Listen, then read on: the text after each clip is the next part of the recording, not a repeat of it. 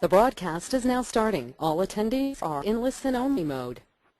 Good afternoon, ladies and gentlemen. Welcome to TechGig webinar series, our endeavor to empower techies. We believe that sharing of knowledge is the key to enhance our skills and grow us as professionals. With this principle in mind, we have initiated a series of webinars conducted by industry experts to give you all a crisp insight of various domains. The topic of today's session is estimation, earned value, and forecasting in project management. And our guest speaker today is Saurabh Deshmukh. He is the project lead with PICE of India. Saurabh Deshmukh is a project lead in the Integration Competency Center at PICE of India and is currently working as a project manager for an integration product revamp. He is an MBA and PMP certified. His interest lies in keeping himself updated with new technology trends. He likes to explore best practices and new methodologies in project management and works towards successful project execution. So, without further delay, I introduce you all to our guest speaker. Over to you, Saurabh. Hi all, a very good afternoon to all of you. So today we will discuss on a very interesting topic in project management, that is estimation, earned value and forecasting. What are the various ways of doing estimations in project management? I would be restricting myself to what PMI recommends, that is Project Management Institute, which is a worldwide renown. Then how do we do earned value? If you listen carefully to how to done, and if you ever want to give a PMP certification, so it would be very beneficial. And how do we do forecasting, and how is it beneficial for any stakeholders to at any point of time to know where are we on the project. So let's move ahead. So as I mentioned, today's agenda would be on various types of estimation. We'll learn about earned value and forecasting. We'll see some important concepts in project management. I will then take your question and answer, and if you have any feedback. So have you ever been on a project where the deadline was too tight? I think most of us would have been. Chances are that tempers were straight, sponsors were happy, and that members were working ridiculous hours. These are basically because of whenever we do an estimation, there is a concept wherein we try to include a lot of buffering. So what happens is, if a sponsor asks his project manager, can you give an estimate for, say, a task A? Project manager will give it to task, his lead might give it to team member. And there comes the buffering part, wherein what a team member would say that if this task would have been done in 2 days, let's do it in 3 days. He will give it to lead will add his buffer. 5 days, manager will add his buffer, and that is what not PMI recommends. PMI recommends that you always estimate a task based on previous estimations or the scientific view of estimating. And if you have any, if you feel there are any risk attached to it, you add those risks and add those in estimates. So if I say that if this does not happen, then probably this would take X amount of hours to be made. This is how people often underestimate the amount of time needed to implement projects, particularly when they are not familiar with the work that needs to be done. So that is why it's important to estimate time accurately if your project is to be successful. In this, we will look at process for making good time estimates, and we explore some of the estimating methods that you can use. So today we are going to discuss basic 4 main methods to estimate cost in project management, that are analogous estimating, excuse me. Yeah. So it's analogous estimating, parametric estimating, bottom-up estimating, and 3-point estimating. Analogous estimating, this technique is to eliminate the project cost when very little details about the project is available. So there are times when we don't know what this project will do. We just have a project charter or maybe a brief detail about the project. So therefore, this technique does not provide a very reliable estimation. But the primary benefit of this estimate is very fast. So it is done usually at an RFP stage, or when you have very little details about what you do it just with guessing by comparing it with similar project previously compared to organization. You can do it via looking into the various organizational historical records. That is what we call as organization process assets for previous completed projects. So you will select a project which which has been the closest to your project. So once you get it, you use your expert judgment to determine the cost estimate of your current. However, this is not a very good way of estimation, but yes, it's very fast and less costly. The other way of doing it is by parametric estimation. This technique also uses historical information to calculate the cost estimate. However, there is a difference between this technique. It uses historical information along with statistical data. So it takes variables from the similar project and applies them to the current project. For example, in the previous project, you will see that the cost of concreting per cubic meter was how much that was, and then you will calculate the concrete requirement for your project and multiply it with the cost obtained for the previous project to get the total cost of concreting for your current project. In the same way, you can calculate the cost of other parameters, man, materials and equipment as well. So as we've seen, like the basic difference is it is also based on historical information, but we do apply some scientific ways of calculating it, and so the accuracy of this process is much better than the analog estimation. Now the third is the 3-point estimation. This is what is a better way of doing it from both analogous and parametric. It reduces the biases and uncertainties in estimation assumption. So what you do is, instead of finding one estimate, you basically think that what happens if everything goes as normal? What happens that, which we in this program evaluation and review technique, PERT technique, we call it as most likely cost, where we say, where we consider the then we consider the worst case, and it assumes that almost everything goes wrong, and then we say if it considers the best case and assumes that everything goes better than planned. So basically it is, and the formula which goes is like CO plus 4 times CM plus CP divided by 6. So for any work package to be estimated, so you say that, okay, my optimistic cost comes to say around 20 hours, my pessimistic cost comes around, so that is the most, so it comes around say 80 hours, and my most likely task probably comes around 60 hours. So we will do a 20 plus 4 times 60, that is 240, 260 plus 80, and then divided by 6. So that comes around 55, 56 hours. So this technique is much better than the two discussed before. Now finally coming on to the bottom-up testing estimating. The bottom-up estimating technique is also known as the definitive technique. This estimation technique is the most accurate, time-consuming and costly technique to estimate the cost. In this technique, the cost of each single activity is determined with the greatest level of detail at the bottom level and then rolls up to the calculate the total project cost. So you define the work breakdown structure, define what all those tasks are, and then you do it via bottom-up estimating, wherein you are you are calculating the number of hours for each activity and then further consolidate it. So this is how estimation is. Now let's look at a very interesting topic on which this total webinar is based, earned value management system. In PMP this is considered as one of the most difficult topics, but it is an interesting and I think an easier one.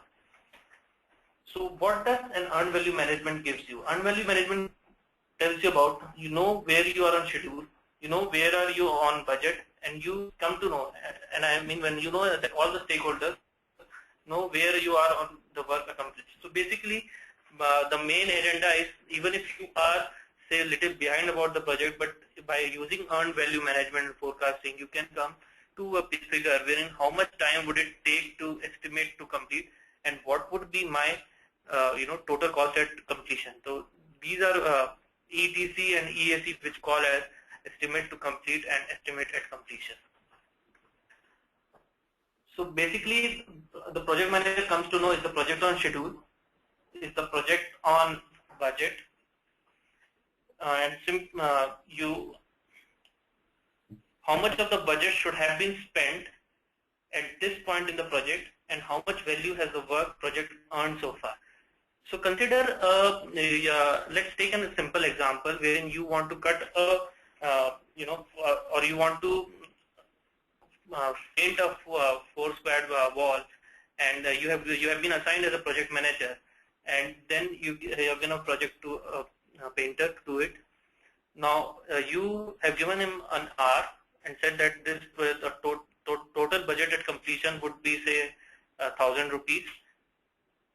So that is, your budget at completion comes at 1,000 rupees. Your total time to complete is 1 hour. Now you come after half an hour and see that half of that work has been done. So that means it is going as per the plan. So your earned value would be 50. That 50% of the work has been done. But after after half an hour you come and only 1/3 of the work has been done. So that means only 33% of the work has been done. So that means the total time to complete this task would be more than an hour. And the third scenario is when you come after half an hour, the total time to the total task has been completed 2/3. So that means you are under you have spent less, and you have your schedule is going great. So finally, it is a way to measure the amount of work actually performed. We will see some few examples. How do we calculate it? That will give you a more insight on this. It is a way to forecast a project's cost and completion date using historical and statistical projections. It is a way to tell how a project is performing compared to its original plan. Given this information, it is a way to forecast how well the project will perform in the future. So there are 3 main metrics which should be considered. The first one is PV, which is we called as planned value. Planned value is the portion of work expected to be completed at a given date times the authorized budget allocated to carry out the work. Earned value is the value of completed work expressed in terms of the budget assigned to that work. So basically earned value comes at a percentage completion into whatever budget at completion. So in the previous example which I gave, so if it has been half, so 50% into 100, so earned value is 50. And the actual cost, so what is the cost that has actually incurred and recorded in accomplishing the work performed? So let's look at this graph. Imagine this is a project with the following baseline. The scope of the project is say 10 work packages which needs to be delivered. The total time is 1 year, and after completion of 3 months, let's assume that we need to finish it off with 3 work packages, and the total cost of this project comes around $1 million. That is $100,000 per package. So this is how we have divided it. These are the various timelines, and this is how work will go. Now let's see what happens after the end of 3 months. Say for example, the actual now at the end of the third month, this should have been, the planned value should have been $300,000, and you have actually completed $300,000. So life is good, isn't it? So you planned for $300,000, and you are at $300,000.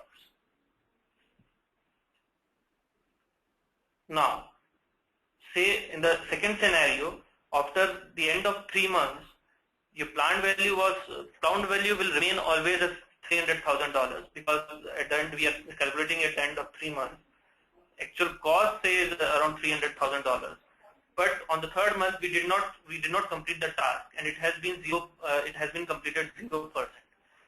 So our earned value would be $200,000. So that is the value of the first 2 completed work packages. Our total cost baseline at completion remains at $1,000.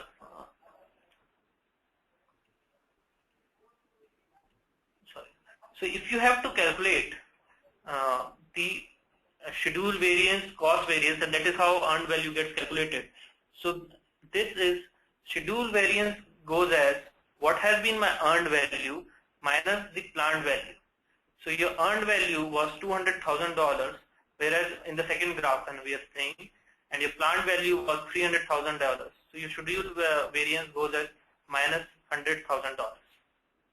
However, Your cost variance would be calculated as what was your total earned value and what was your actual cost. So since your earned value remains to $200,000, your actual cost was $300,000. So your cost variance has come to $100,000. Similarly, we have the schedule performance index and the cost performance index. Schedule performance index goes as earned value divided by planned value. So your earned value here is $200,000 divided by 300, which comes at 0.67, and CPI is again your earned value by actual cost. So basic advantage with earned value compared to the traditional cost control, managers and financial controllers can now evaluate what is physically performed and monetized. You can get schedule and cost variances based on project past performance. You can get forecast at project completion, and you can get opportunities to put back the project on track. So, and how do you now interpret the various current performance? So let's take an example wherein your cost variance was greater than 0 and CPI is greater than 1 against, and in terms of schedule, your schedule variance was greater than 0 and SPI was greater than 1. So that means you were ahead of schedule because your schedule variance is greater than 0, your SPI is greater than 1, and you were under budget. So total allocation budget was say 100, but you have spent less. So that means it is under budget. If both are 0 and SPI comes to 1, then you are on schedule, under budget, and if schedule variance is less than 0 and less than 1 SPI, that means that you are behind schedule and under budget. By this also you can tell forecast that at this point of time the project will take more time to finish since you are behind schedule and you are under budget. Similarly, if we have cost variance as 0 and CPI as 1, it means we are ahead of schedule, and in this schedule variance greater than 0 and SPI, so it means we are ahead of schedule and we are on budget. On this we will on schedule, on budget, and behind schedule, on budget. Since because we have cost variance has been 0, but I am lagging down on my schedule, so that is behind schedule. In this graph we can say schedule variance is greater than 0, so we are ahead of schedule. We are good on time, but since we have spent more, so we are over budget. We have over budgeted ourselves, and we need to look onto our budget. When both remains same, so we are on schedule, over budget, since we have cost variance is less than 0. And this is the this is what we would not like to see in your project, wherein you are behind schedule and over budget. Now there comes our forecasting. If you at any point of time you would like to know where I am, so you have now this forecasting is typically based on 3 scenarios. At one point of time, the first scenario is when you say, yes, I did face an atypical variance, and that will no longer occur in the future.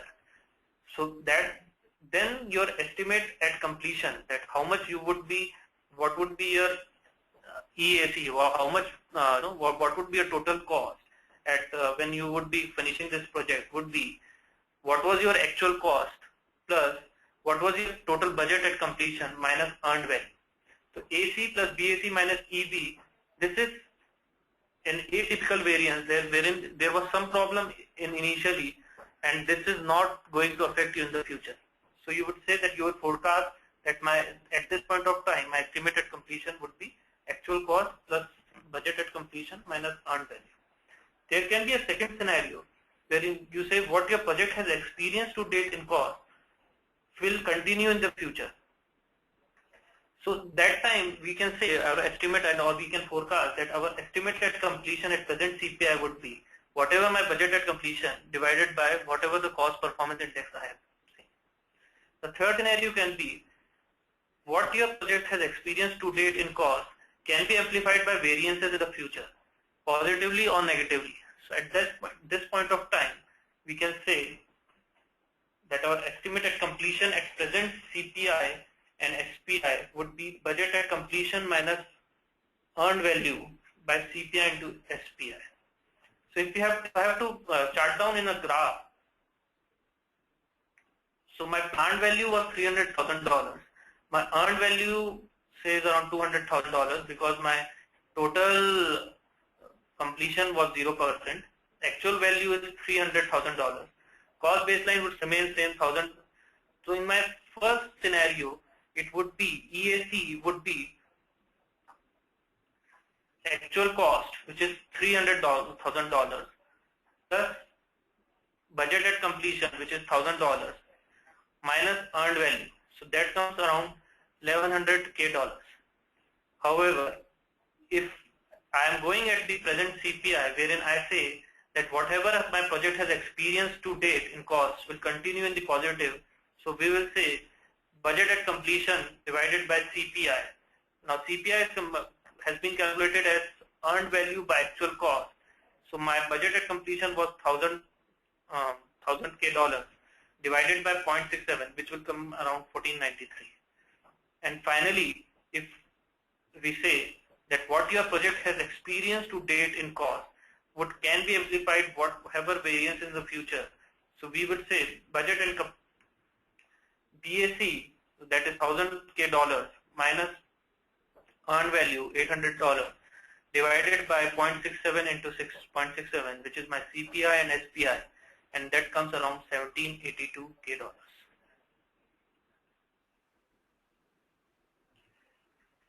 So what are my various benefits of earned value? It requires development of integrated baseline. You can baseline your result and thus results in better project definition and planning. You can have an early identification of trends and problems. So at any point of time, if you see that your estimated completion is going beyond what has been probably sponsored by your sponsor, or probably you can have a health check at this point of time and do various, there are techniques like fast tracking and resource crashing so that you can be at your budget. Again, that would be totally dependent on whether and which situation would be. So there are two ways by which you can increase your, if you are behind schedule. Or so there is one technique which is called as path crashing. The path crashing technique is where you increase the number of resources. That is resource crashing. In resource crashing, you increase the number of resources to do the particular task. Now, if you are increasing the number of resources, so that means you are increasing your cost. So in a particular scenario wherein wherein you are say under budget but behind schedule, so here is a good technique wherein you can do a resource crashing. Again, resource crashing is wherein you are increasing a number of resources to see that you come to, that your estimated completion remains as close to as your budgeted completion. However, if you are in a situation wherein you are ahead of schedule but over budget, so at this point of time you cannot increase your resources, right? Because you're already over budget. So at this point of time, we can do a fast tracking wherein we can increase the we can do the fast tracking wherein you can employ same resources and you can do it in parallel. You can do your task in parallel. So that is called as fast tracking. So that is done when you are in ahead of schedule and over budget. That is recommended.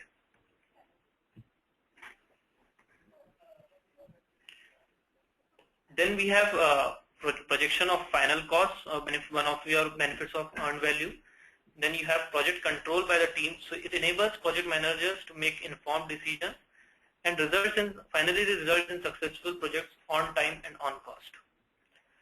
Now let's take one more example of this, wherein you say you have a requirement, wherein you have planned it for say 100 hours. You then do the architecture 100 hours. Then you are trying to design. You take 200 hours to code it and say 100 hours to test it. So this is a typical scenario which can be there. Now we have, say we are planning to complete this task in 6 months time. So I started from my month 1 wherein I complete my requirements. Then in month 2 I start with my architecture and finish it in on month 3. Here I have completed it and spent 100 hours. I have completed the architecture and spent 120 hours. And this is what at status at the end of month 5. And now if we have to calculate at the end of month 5, where are we on the earned value, planned value, and schedule variance? Similarly, you have completed, but here you are spending say 125 hours. However, you had planned it for 100 hours. In the coding, now see here you have said only you have spent 70 hours, but you have completed say only 25%, and testing you have not started. So if you have to calculate the various planned value, earned value, actual cost, so my planned value will be 100 plus 100 plus 100 plus 200, that comes to my 500. So then your earned value is 100, which was for this requirement, design, architecture, plus 50 per 50. How this 50 was? This 50 was because you have completed at the end of month 5, you have completed only 25% of the total coding of 200. So this is where you have earned 50 rupees. What is your actual cost? Your actual cost would be 100 because you spent say 100. But as you mentioned that in architecture we took 120, in design we took 125, and by at end of month 5 we have spent 70 hours. So my actual cost is 415. If you are able to calculate and evaluate in these three things, then all these things would be a simple cakewalk. So budget completion would be what was totally designated to you. The total was 100, 100, 100, 200 plus 100, 600 hours. Cost variance, if you have to calculate, so cost variance is earned value minus actual cost. So that comes to up to minus 65. So that means that you are over budget. CPI again comes to 0.84. Schedule variance is earned value minus planned value. So it is 350 minus 500. So this means that you are behind schedule. SPI is 350 by 500, 70%, and this is two cost performance index, which is BAC minus earned value by BAC minus actual cost. So 1.35. So that means you are both over budget and under schedule. Finally, let's take a sample PMP exam question, wherein say this is how it would be asked to you. So for example, this is I just taking an example for any PMP aspirants, that I see that there are many PMP aspirants attending this webinar. So you are the project manager for a railroad construction company. Your sponsor has asked you for a forecast for the cost of project completion. So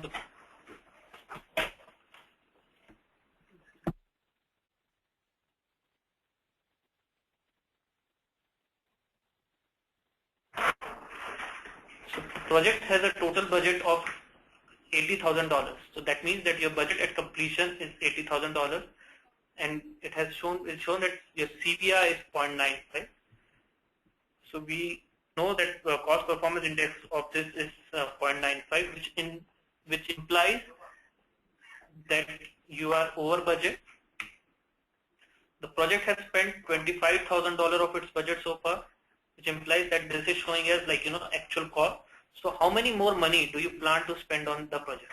So this is a typical scenario which can come in any. So the question is, what this question is asking is to create a forecast using estimate to complete, which uses CPI to project how much money is likely to be spent for the rest of the project. As we know that we can easily calculate estimate at completion by BAC by CPI. So this will give you $80,000, which is like our budget at completion was $80,000, and our CPI was 0.95, which comes to a value of $84,210. Now that is how much money you are likely to spend on the project.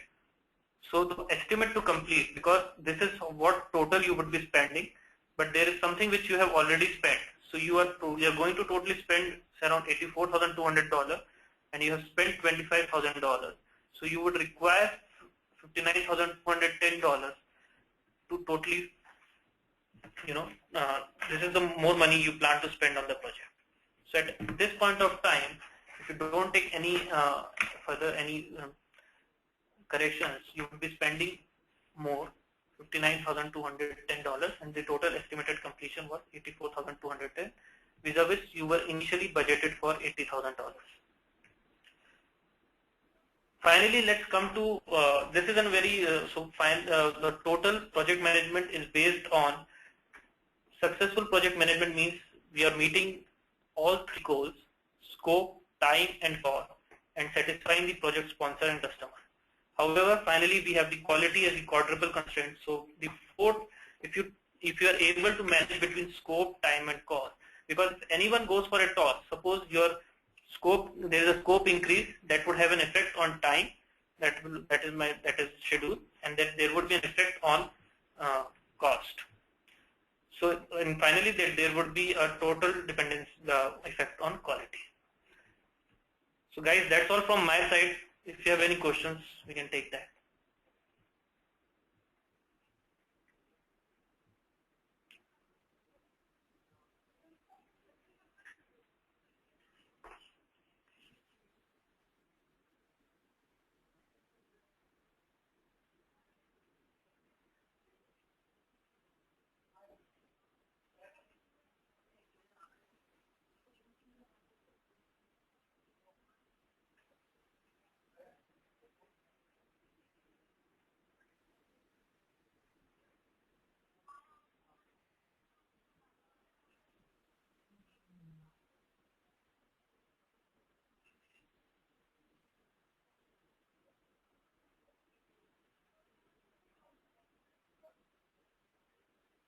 I don't think we have any questions.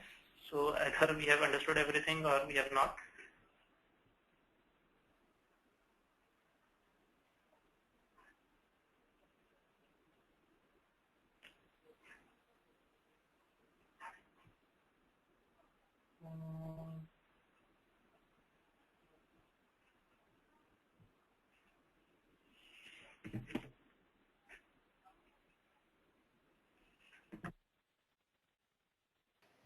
Thanks for the insightful presentation, Saurabh. Let's quickly take up the questions now, and I would request you to read out the questions and their answers so that all our users may listen to your insights.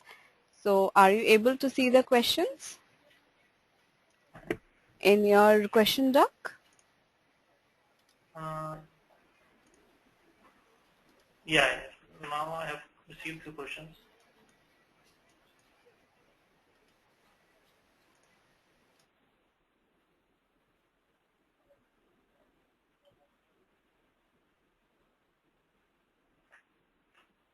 You can start taking them one after another.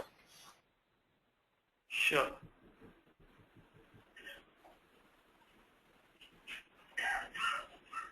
Basically, there is one question from Sachin wherein he's asking, in practical scenario, do we follow this formula-based valuation? And if yes, do we need to remember all these formula, or is there any good free tools to calculate our project valuations? So there, like in companies, there project management workbench wherein you basically, just like in Pfizer, we do have a PMW setup wherein you can have your R's, then there are macros, wherein we at any point of time what have been my earned value, what is my actual cost can be calculated.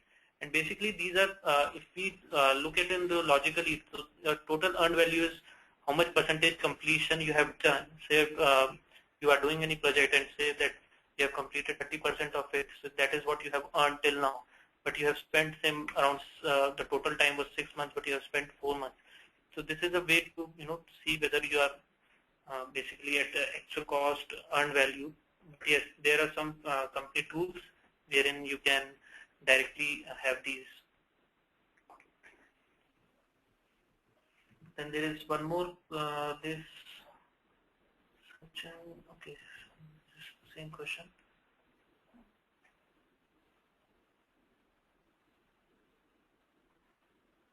So there is one question from Pramod wherein he is asking, when you are estimating project timeline using 3-point estimate, is it required to come up with the project plan for optimistic, pessimistic, and most likely? So Pramod, that is not the case. Basically, there are various types of, so there's a technique called Delphi technique wherein you ask various architects to, come up with, say, what would you think, and there are different types of persons, and wherein they have an optimistic approach, or you can also come up with thinking of all those risks which can occur in this project, in which you would be having a pessimistic approach. Then you would say that, okay, if everything goes well, so you may not create 3 plans, but then it would be when you use a PERT technique, so you are negating out all the most likely, all the when you are at an optimistic behavior, then you are negating out all the risk and saying that this can be done in pessimistic. But when you are adding your all risk and everything, so that means that you are at a pessimistic approach. So you need not create different project plans, but then it will give you a near about figure of how much you would should give estimates to your sponsor.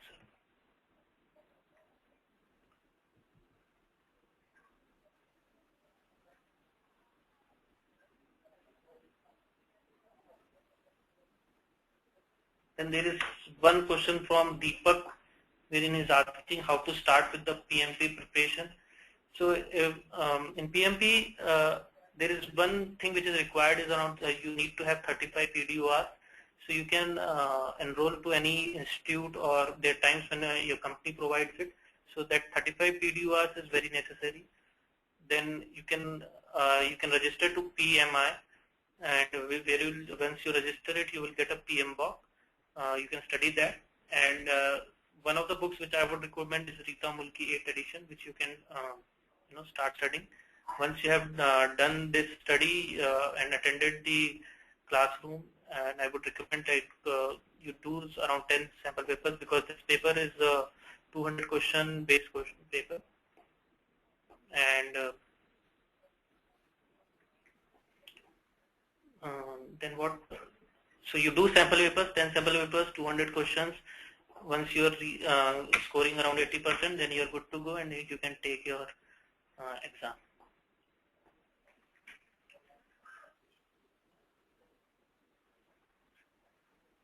So there is one question coming from Subhachi. Can you explain a bit more about the bottom approach in time and cost estimation? So in the bottom-up approach, what if you have to if you are so basically you create a complete project plan, you create a total work breakdown structure wherein you define how much time would it require to finish all the tasks, and then you start. So in work breakdown structure, you say that I say design would take this much, and design for various low-level design, high-level design, you mapping. So you're calculating hours for each task from testing, from test plan, test cases, and everything, and then you start doing the, then you start adding all those tasks, and then your bottom-up approach is calculated.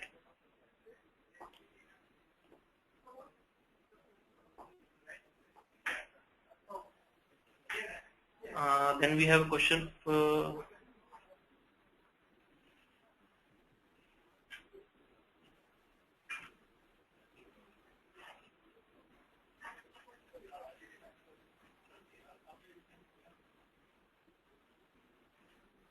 so if there is a question from Sumit, wherein he says if CPI is greater than 1 and SPI is greater than 1, you said that we need to do fast tracking. Not my friend. Like whenever your CPI is greater than 1, that means that you have that you are under budget. So at this time you can do a resource crashing, and at this point of time your SPI is less than 1, that is you are behind schedule. So you can at CPI less than CPI greater than 1 and SPI less than 1, that you can, then it is recommended that you do resource crashing, that in adding more resources to the project. But if this case is vice versa, wherein your CPI is less than 1 and SPI is greater than 1, then you can do a fast tracking. So that is where you can do a fast tracking.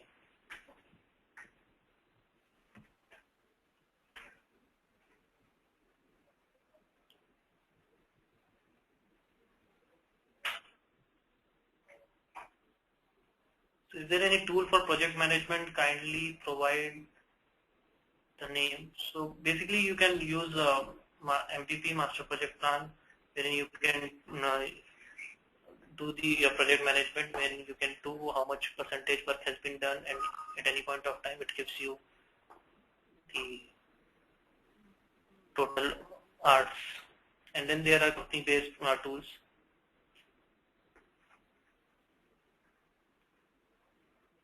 I think I have answered most of the questions.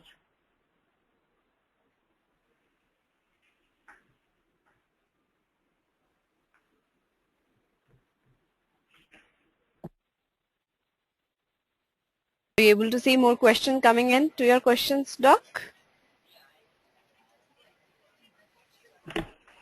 Yeah, but they are mostly similar to the one which I had answered. All right. So we have a lot of questions coming in. Do take up the question which you think you have not covered yet.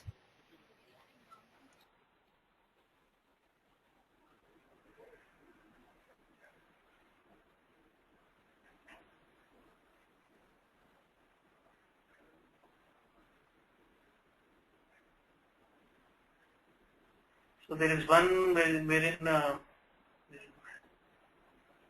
Vajesh Rathore is asking, is there any easy way to remember these formulas like small Peter has? So basically what we did is like, so if you have to do cost variance or CPI, so then you can remember that the first thing would always be earned value EV, and the second would be AC, wherein you have the C. So the cost variance would be earned value minus actual cost, and CPI would be earned value by actual cost, and the rest different is the difference one. In the SPI, no, you don't use a C.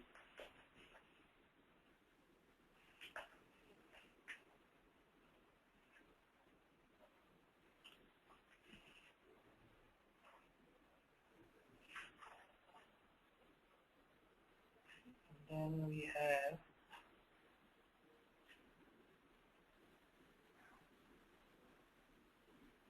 so you're halfway through your project and your sponsor would like to know how much, this is question from Ravi Pandey. You're halfway through your project and sponsor would like to know how much more the project is expected to cost from now until then. What earned value metric should be used? So basically when you are halfway, you need to know what has been the total actual cost you have consumed till now. So if you are in the 50%, and so basically your earned value, like you should have completed your task as 50%, at least your task should have been 50% completed. If it has been, so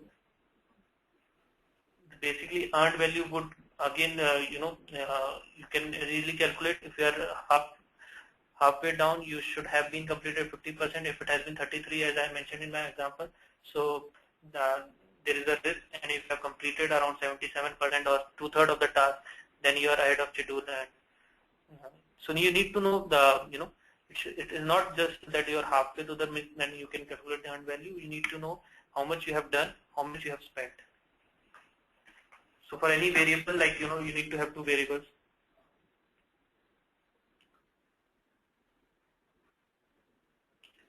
There is one question from Sachin Prakash. For PMP exam, I've gone through head first PMP. So is it sufficient for the same?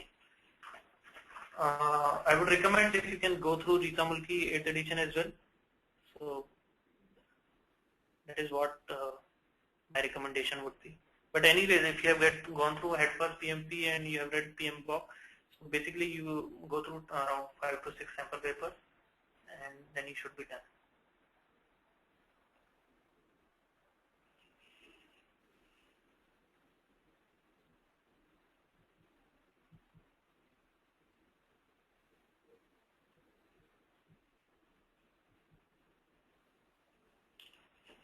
Raj is asking, can you please recommend any open source utilities for all these calculations like earned value, effort, time estimation? Not sure about this. I don't have any opens. We'll have to Google it. But yes, there must be some open source estimation like utilities. Deepak is asking how many years of experience is needed to start with the PMP preparation.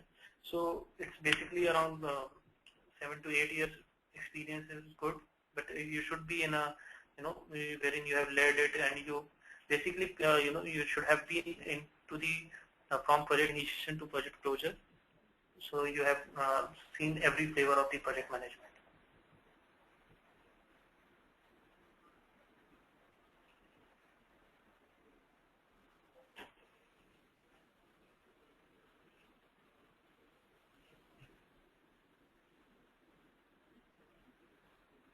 I think answered most of them.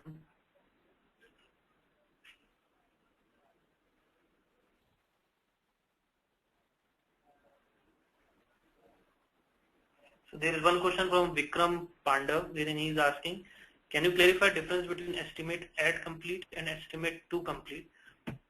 So estimate to complete is wherein, so if you have actually, estimate at complete would be how much total cost would this project would be when this project would be at completion stage. So for example, your budget at completion was say 100 rupees, but since you have been behind schedule and you have you were over budget, so your estimate at complete would come around 120. But at one point of time when you're checking that at 50% my project has completed say around 40, actual cost has been consumed 40, and I know my estimated complete would come around 120. So my estimate to complete would be difference of this. So estimate to complete is how much I would be spending more to finish the task, and estimate at complete is what is my total budget at completion when I've actually done the project.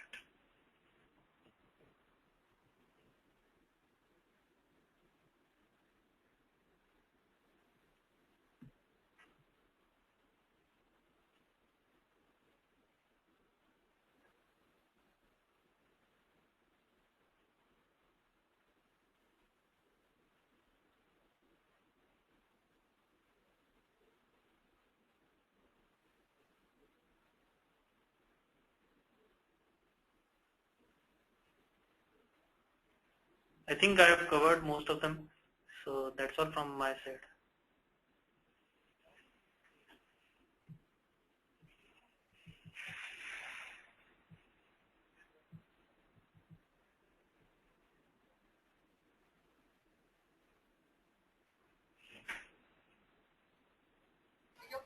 So there is more questions. Are you able to see it, Saurabh? Yeah, I'm other than okay. What?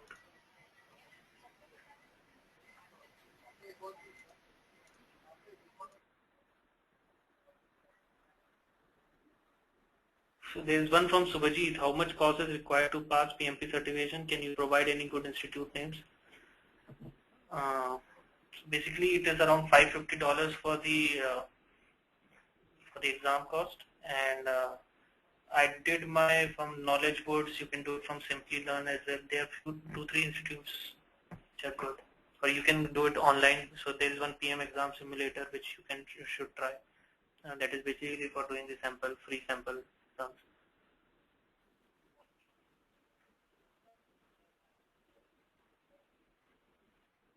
So in software industry, this is Kshitij Yedkar asking software industry which estimation process is mostly preferred.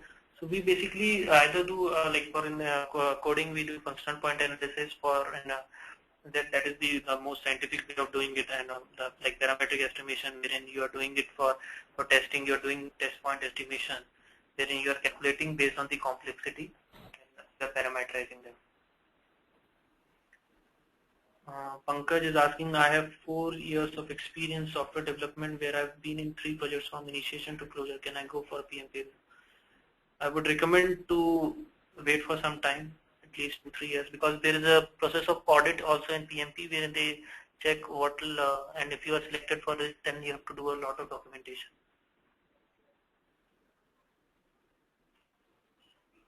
Should we track the past data numbers or simply focus on to go to cost of the project? This is S. Sarvana Kumar. It is important to track the past data as well, because till the time you don't track the past data, you would not be able to know the actual cost. But the estimate to complete and the estimate at completion is more, this is what you would be finally looking at, but you should be able to do it with actual cost. So I would recommend to track the past data.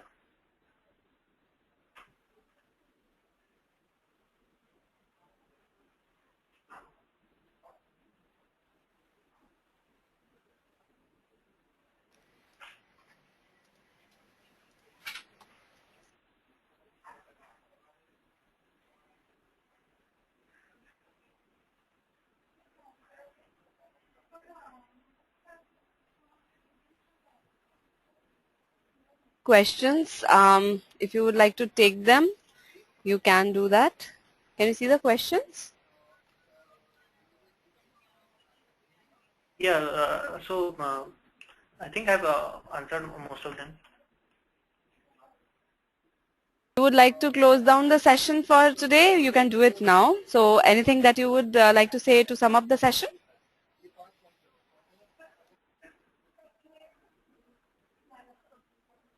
So I can take the questions offline once, I think we have also, so there is one wherein can you run through your slideshow once for refreshment? Not sure, it would take a good amount of time. I can share it if someone else requires it. You can mail me. Yes. So the recording of this session would be available on techgeek.com by tomorrow. So basically, whoever wants to see this webinar again, they can come back to our site. That is your own registration page under Saurav Deshmukh's webinar. They can view the webinar again and take a lot of learning.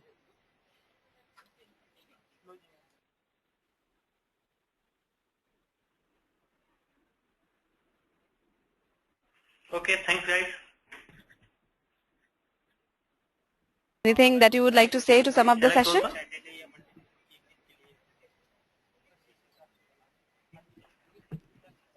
Any closing lines, Yeah, Saurav? so basically the project management. Yeah, project management is a very interesting line wherein, and similarly, if you have to do estimation, earned value, and forecasting, that is one of the key features which every sponsor looks for. So I hope that you would have been able to understand these few of the concepts which I wanted to tell. That's all from my side. All the best. Thanks for the insightful presentation. And I'm really thankful to our guest speaker today for conducting this wonderful webinar. I would give you the unanswered questions offline through email, so you can send back the answers and we would circulate the particular answers to the relevant people. It was indeed a great session. I would also like to thank all our participants for their support in making this webinar a success. The recording of the webinar will be available on techgeek.com by tomorrow. Thank you all for joining us today. Thank you, Saurav, for taking the time out and having us. I hope you have a great evening ahead. Thanks a lot.